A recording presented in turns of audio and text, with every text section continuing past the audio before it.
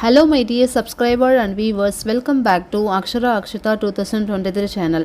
இந்த வீடியோல நான் உங்களுக்கு என்ன ஷேர் பண்ண போறேன்னா coding guidelines for ERCP. So இது ரொம்ப சிம்பிள் தான், just 5 minutes தான். So வீடியோவை ஸ்கிப் பண்ணாம பாருங்க.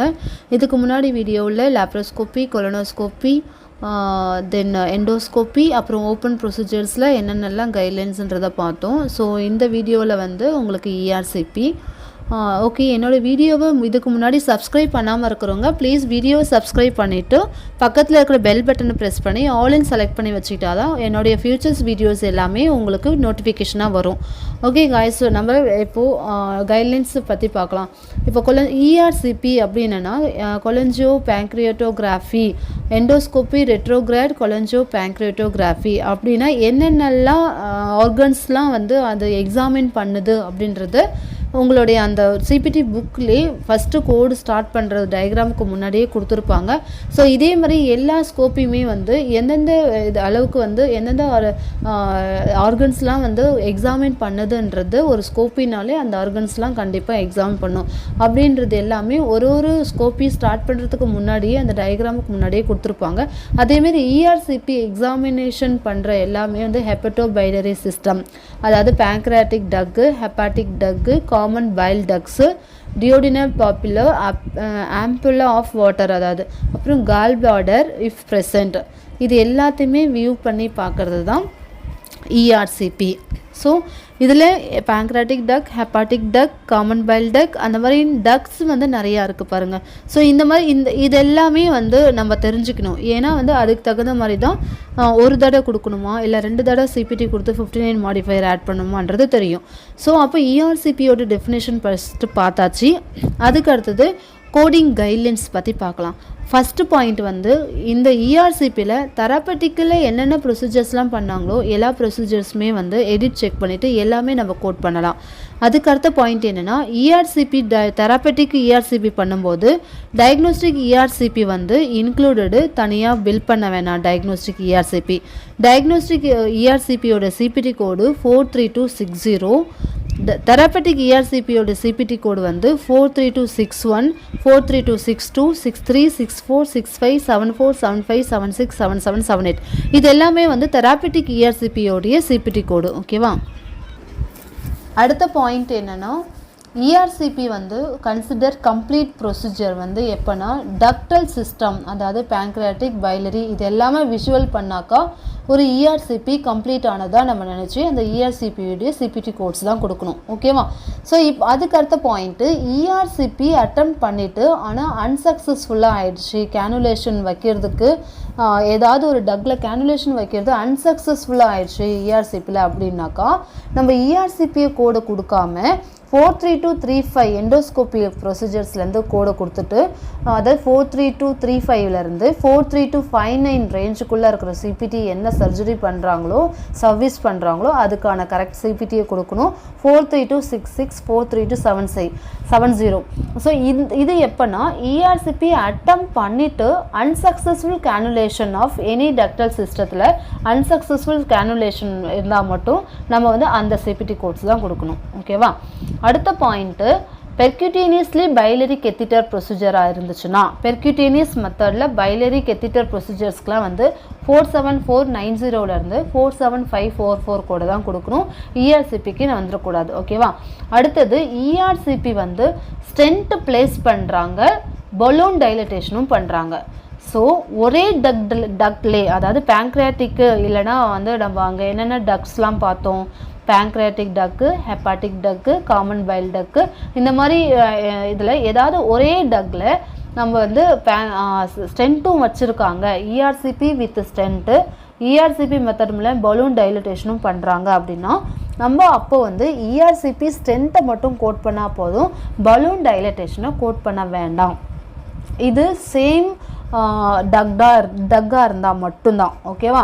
அடுத்தது ERCP மோர் தென் ஒன் ஸ்டென்ட் பிளேஸ்மெண்ட் பண்ணுறாங்க, அதாவது டிஃப்ரெண்ட் டக்கில் வந்து இல்லை டிஃப்ரெண்ட் சைட்லேயே சேம் டக்கே டிஃப்ரெண்ட் சைட், அதாவது ரைட் அண்ட் லெஃப்ட்டு அந்த மாதிரின்னு ERCP வந்து மோர் தென் ஒன் ஸ்டென்ட்டாக இருந்துச்சுன்னா நம்ம வந்து இந்த 43274 வந்து மோர் தென் ஒன்ஸ் வந்து கோட் பண்ணிக்கிட்டு 59 மோடிஃபையரை சப்சிக்வெண்ட் சிபிடி கோடு கூட ஆட் பண்ணணும். ஓகே, அடுத்த point ERCP with more than one strength exchanged during the same day session.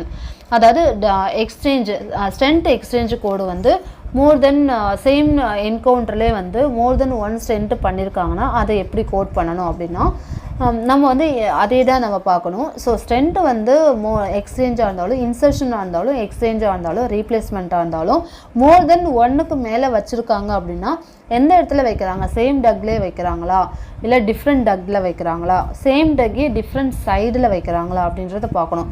So different டக்கு சேம் டக்கு டிஃப்ரெண்ட் சைடில் வச்சுருந்தா மட்டும்தான் நம்ம 2 டைம்ஸ் கொடுத்துட்டு 59 மோடிஃபையரு ஈச் அடிஷ்னல் ஸ்ட்ரென்த்துக்கு 59 மோடிஃபையரை யூஸ் பண்ணணும். ஓகே, அடுத்தது ERCP with balloon dilatation. Balloon dilation வந்து ஸ்ட்ரென்த்தில் ஒரே டக்டாக இருந்தால் பலூன் டைலட்டேஷன் நம்ம கோட் பண்ணக்கூடாதுன்னு சொல்லியிருக்கோம். ஓகே, இப்போ மோர் தென் ஒன்றுக்கு மேலே பலூன் டைலேஷன் பண்ணுறாங்க அப்படின்னா, அதாவது வேறு டக்கில் வந்து பலூன் பேங்க்ராட்டிக் டக்கில் பண்ணுறாங்க, இல்லைனா வந்து வேறு ஒரு டக்கில் வந்து 2 டக்லையும் பண்ணுறாங்க அப்படின்னா அப்போ அந்த ERCPயை வந்து 2 டைம்ஸ் கோட் பண்ணிவிட்டு 59 மோடிஃபையர் யூஸ் பண்ணணும். ஓகே, அடுத்தது வந்து ஸ்பிங்க்டரோபிளாஸ்டி, அதாவது அதுதான் balloon dilatation of ampulla, sphincter ஓடின்னு சொல்லுவாங்க. ஸோ அதனுடைய CPT கோடு 43277. ஸோ அது பண்ணும்போது ஸ்பிங்க்ரோடோமி, அதாவது 43262 கோடு வந்து இன்க்ளூடடு, செப்ரேட்டாக பில் பண்ணக்கூடாது. ஓகே, ஸோ ஸ்பிங்க்ரோட்டோமி வந்து நம்ம பில் பண்ண மாட்டோம் ஸ்பிங்க்டரோபிளாஸ்டி பண்ணும்போது. ஓகே, அடுத்தது optical endo microscopy of the biliary tract or pancreatic use பண்ணியிருந்தாங்கன்னா நம்மளுக்கு சிபிடியில் கோடு கிடையாது. ஸோ டெம்பரவரி கோடு 0397T, இந்த டெம்பரவரி கோடு தான் நம்ம வந்து கொடுக்கணும். ஆனால் அது வந்து more than once per session தான். Do not report more than once per sessions.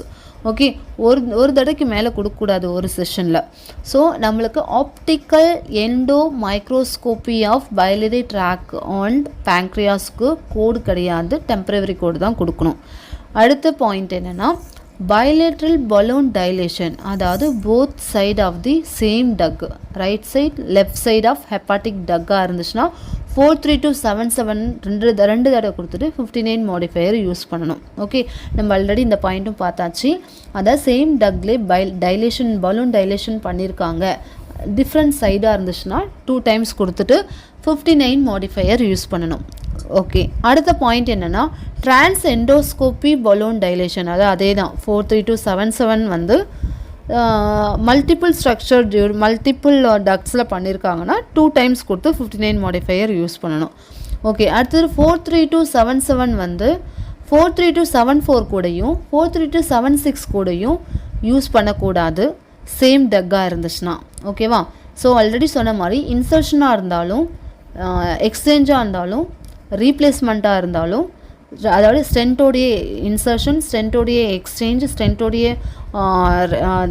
Removal, அந்த மாதிரி ஸ்டென்ட்டோட சம்மந்தப்பட்ட ப்ரொசீஜர்ஸ் வந்து பலூன் டைலட்டேஷன் கோடு கூட நம்ம ரெண்டும் ஒன்றா சேர்ந்து கொடுத்துருக்காங்கன்னா பலூன் டைலேஷன் கூட கொடுக்க மாட்டோம். ஓகே, ஸோ அந்த ஸ்டென்ட்டோடைய இன்சர்ஷன், ஸ்டென்ட்டோடைய ரீப்ளேஸ்மெண்ட் கூட மட்டும் கொடுத்தா போதும் சேம் டக்காக இருந்துச்சுன்னா.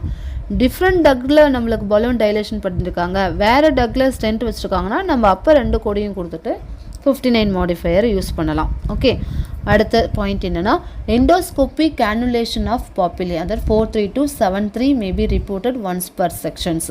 ஸோ கேனுலேஷனோடைய சிபிடி கோடு 43273, அது வந்து ஒரு செக்ஷனுக்கு ஒரு தடவை யூஸ் பண்ணிக்கலாம். சப்போஸ் மெயின் ப்ரொசீஜர் கோடு கூட பண்ணியிருந்தாங்கன்னா ஒரு செக்ஷனுக்கு ஒரு கோடு யூஸ் பண்ணிக்கலாம். ஓகே, ஸோ ERCPயோடைய கைட்லைன்ஸ் இவ்வளோ தான்.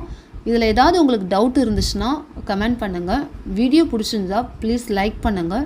நெக்ஸ்ட்டு வீடியோவில் ரொம்ப புதுசானது, புது அப்டேட்டு 2023, அதாவது ஹெர்னியா வந்து நம்ம ஓல்டு அப்டேட் கிடையாது, இப்போ வந்து 2023 சேஞ்சஸ் வந்திருக்கு.